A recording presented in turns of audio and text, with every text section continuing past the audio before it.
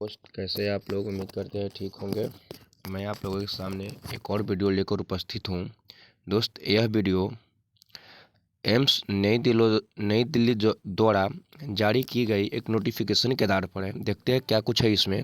यहाँ पर देख रहे हैं दोस्त, लिखा हुआ है all India institute of medical science new Delhi nursing officer requirement common eligibility test four, यानी कि इसमें जो है ना एम्स में नर्सिंग ऑफिसर के रिक्वायरमेंट के लिए भर्ती के लिए एक कॉमन एलिजिबिलिटी टेस्ट, एक सामान्य पात्रता परीक्षा लिया जाएगा, उसके संबंध में है। दोस्त यहाँ पर लिखा हुआ है नोटिस नंबर 76/2023, यानी कि 76/2023, और यह जो है ना 12/4/2023 को पब्लिश किया गया था। यह नोटिस को पब्लिश किया गया था 12/4/2023 को पब्लिश किया गया था। यह नोटिस जो है ना 12/4/2023 को पब्लिश किया गया था। लिखा हुआ है all online application is invited for the nursing officer requirement common eligibility test.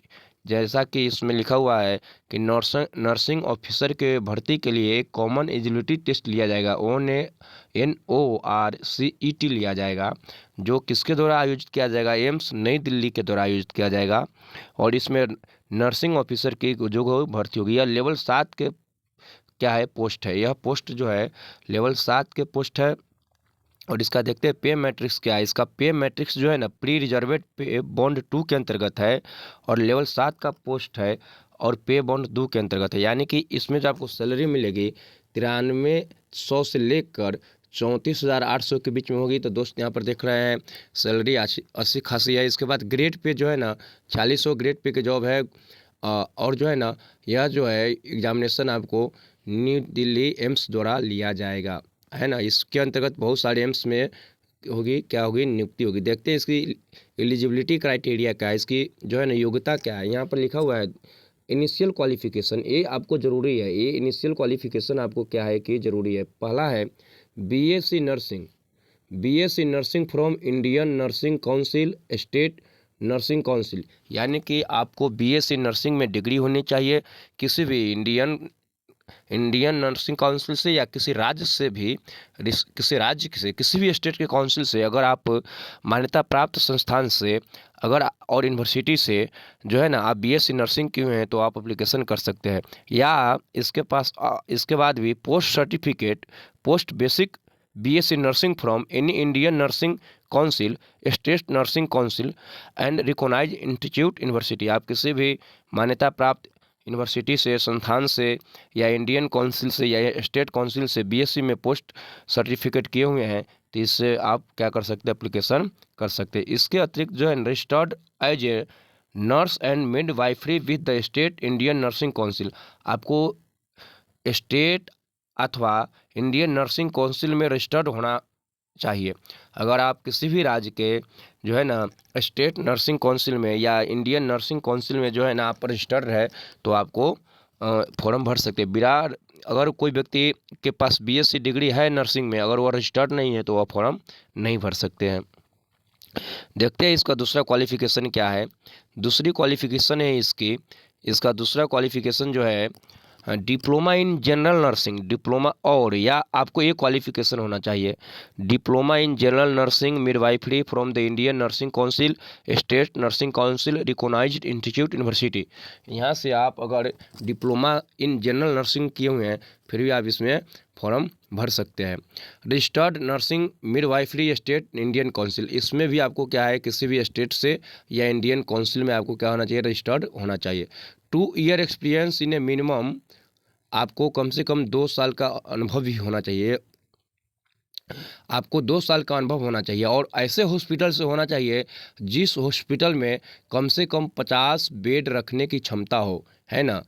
आपको इतने क्वालिफिकेशन के साथ आपको क्या है कि एक 2 साल का एक्सपीरियंस होना चाहिए, वर्क एक्सपीरियंस होना चाहिए, जो ऐसे हॉस्पिटल से जिसमें 50 bedded hospital after occurring the educational qualification. अगर आप इतनी सारी क्वालिफिकेशन योग्यताएं रखते हैं तो ऐसे हॉस्पिटल से आपको एक एक्सपीरियंस सर्टिफिकेट होना चाहिए जिसमें 50 बेड की क्षमता होगी।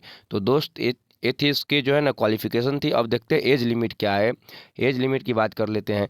Age limit for all AIIMS between 18 to 30 year, यानी कि 18 से 30 साल का आपका एज होना चाहिए, है ना। आपकी एज कितनी होनी चाहिए? 18 से 30 ईयर होनी चाहिए। Age a per detail age a relaxation given of the general condition subject age relaxation. और उसके बाद जो है ना एज में छूट भी दी जाएगी अलग अलग कैटेगरीज के, देखते हैं। और इसके बाद जो है ना और age shall be counted by the last date of the closing application, यानी कि आपको जो है ना यह डेट की गणना जो है ना एप्लीकेशन के लास्ट डेट से क्या किया जाएगा, जिस दिन एप्लीकेशन का क्लोजिंग होगा उस दिन से क्या किया जाएगा, गणना किया जाएगा। इसके अतिरिक्त देखते हैं इसमें और जो है ना एप्लीकेशन फ़ी कितना है। अब थोड़ा एप्लीकेशन फ़ी के बारे में बात करते हैं दोस्त। एप्लीकेशन फ़ी जो है ना जनरल कैंडिडेट ओबीसी कैंडिडेट के जो है ना 3,000 रुपया है। कितना रुपया है? 3,000 रुपया है। SC ST कैंडिडेट और EWS कैंडिडेट के जो है ना 2,400 रुपये का जो है ना लगेगा आपको एग्जामिनेशन फ़ी या application fee. Person with disability यानी कि एक्सएम्प्ड जो है ना विकलांग व्यक्ति है उसका कोई नहीं है एप्लीकेशन फ़ी। उसके बाद जो है ना इसमें और जो है ना एप्लीकेशन फ़ी आपको भुगतान कैसे करना है, तो डेबिट कार्ड से करना है, क्रेडिट कार्ड से करना है, नेट बैंकिंग से करना है। इस तरीके से क्या कर सकते हैं आप एप्लीकेशन फ़ी के भुगतान कर सकते हैं। और इसमें यह भी मेंशन किया हुआ है application fee once remitted shall not be refund under any circumstance. अगर आप एक बार एप्लीकेशन फ़ी जमा कर देते हैं तो आपको किसी भी परिस्थिति में फिर इसको दोबारा पुनः जो है ना वापस नहीं किया जाएगा, है ना। तो यह रिफंडेबल है, नॉन रिफंडेबल है। अब online CBT mode exam date, आपको जो एग्ज़ाम होगा ना कंप्यूटर बेस्ड होगा। आपका एग्ज़ाम जो होगा ना ऑनलाइन होगा और कंप्यूटर बेस्ड एग्ज़ाम होगा, जो किस दिन को होगा 3 जून यानी 3 जून 2023 को सैटरडे को होगा। आपका एग्ज़ाम जो है ना 3 जून 2023 को सैटरडे को आपका एग्ज़ाम लिया जाएगा। तो जो ये था मुख्य बातें था एप्लीकेशन से लेके जो है ना एग्जामिनेशन तक। और आगे देखते हैं इसमें कुछ ज़रूरी बातें क्या है। हाँ, इसमें एक यहाँ पर ये बातें दिख रहा है, ज़रूरी बातें दिख रहा है। Correction edit registration for a candidate requiring correction registration as a basic candidate information और completion of the application form, the edit panel will be available और 65 to 85, यानी कि आप फॉर्म भरते समय किसी प्रकार की कोई त्रुटि कर सकते हैं या किसी प्रकार की कोई मिस्टेक हो जाता है तो उसमें सुधार के लिए मौका दिया जाएगा। और वह मौका कब है? 6 मई से लेके जो है ना 8 मई तक आपको सुधार का मौका दिया जाएगा। 6 मई से 8 मई के बीच में आप अपने एप्लीकेशन फॉर्म में क्या कर सकते हैं, सुधार कर सकते हैं। और यह जो है ना आपका ये मुख्य बात है। और आगे देखते हैं, हाँ एज रिलैक्सेशन की बात कर लेते हैं, किनको किनको छूट दिया जाएगा। तो इसमें जो है ना आपको यहाँ पे क्लियर दिया हुआ है कि SC ST को 5 साल की छूट दी जाएगी। SC ST को कितने साल की छूट दी जाएगी?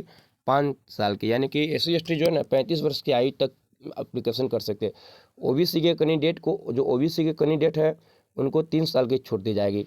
OBC के कैंडिडेट को 3 साल की छूट दी जाएगी। OBC के कैंडिडेट को 3 साल की। PWD यानी कि जो विकलांग व्यक्ति है उनको जो है ना 10 साल का छूट दिया जाएगा। कितने साल का? 10 साल का। अगर कोई हैंडीकैप्ड है तो उसको 10 साल का छूट दिया जाएगा। अगर कोई व्यक्ति विकलांग है और OBC कैटेगरी में आता है तो उनको 13 साल का छूट मिलेगा। अगर कोई व्यक्ति विकलांग भी है और SC ST कैटेगरी में आता है तो उनको 15 साल का छूट मिलेगा। तो इस तरह से दोस्त यह एज रिलैक्सेशन की बात की गई है।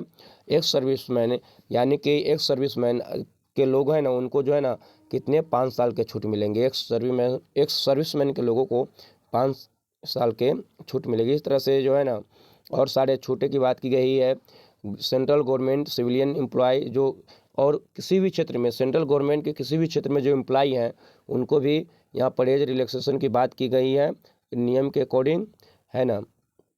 और इसके बाद है ना मुख्य बातें और देखते हैं क्या इसमें कुछ खास कहीं पे सीट की चर्चा होगी तो उसको भी कर लेते हैं।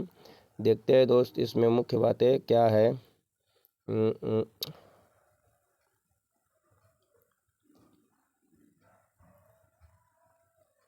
यहाँ पे देखिए विभिन्न एम्स का यहाँ पे वेबसाइट दिया गया है।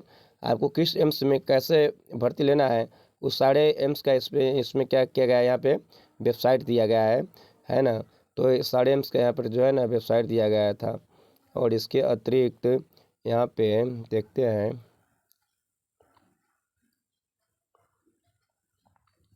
नया कुछ है इसमें या फिर देखते हैं आखिरी पेज पर हम लोग आ चुके हैं। यहाँ पे जो है ना इंस्टीट्यूशन एंड सीट डिटेल्स दिया हुआ है। वैकेंसी यहाँ पर दोस्त जो है ना, ये आपका क्या है, वैकेंसी डिटेल्स है, क्या है, वैकेंसी डिटेल्स दिया हुआ है। कहाँ कितना वैकेंसी है जो ना, उसका डिटेल्स दिया हुआ है। इसमें वैकेंसी डिटेल्स दिया हुआ है जो आप यहाँ पर देख रहे हैं। एम्स में है, किस एम्स में कितना है उसका जो है ना दे रखा है। यहाँ पर एम्स भटिंडा है, इसमें कितना है, 54 है। विजिबिलिटी ठीक नहीं है, इसलिए इसको हम देखते हैं थोड़ा बढ़िया से। इसमें 54 है। एम्स भोपाल में 21 है। अलग कैटेगरी मेल के अलग है और फीमेल का अलग है। इस तरह से वैकेंसी है। देख लेते हैं टोटल वैकेंसी कितनी है। अगर टोटल वैकेंसी की बात करें दोस्त, टोटल वैकेंसी आपको यहाँ पर है 3055 है, यानी कि टोटल वैकेंसी यहाँ पर दिख रहा है। टोटल वैकेंसी जो है ना 3055 दिख रहा है। टोटल वैकेंसी की बात करें तो टोटल वैकेंसी 3055 दिख रहा है ना। तो इस तरह से 3055 वैकेंसियाँ है इसमें। और यह जो था ना एम्स के लिए था।